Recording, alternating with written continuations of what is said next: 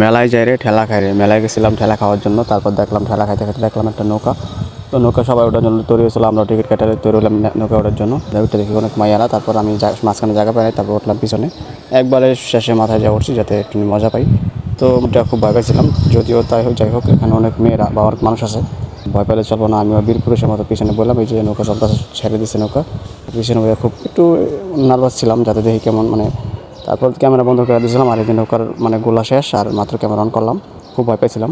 নামার সময় পা করতেছিল, আর ভিডিও কত করার খুব ইচ্ছা ছিল না, কারণ নামার সময় ভয় পেয়েছিলাম হালকা, কারণ তখন আমি ক্যামেরাটা বন্ধ করে দিয়েছিলাম। এই জন্য একবারে মাথায় বসছিলাম। তো আপনারা যারা নৌকা করবেন একবারে মাথায় বলবেন না, খুব রিস্ক।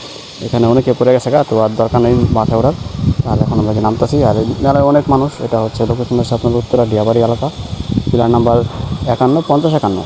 তো আপনারা সবাই আসবেন। আর এটা হচ্ছে খুব এটা বৈশাখী মেলায় গেছিলাম, আর আমি ভিডিও ছাড়লাম আজকে, কারণ আমার আলসামির কাছে, তো এই জন্য ভিডিও এডিটিং করতে পারিনি।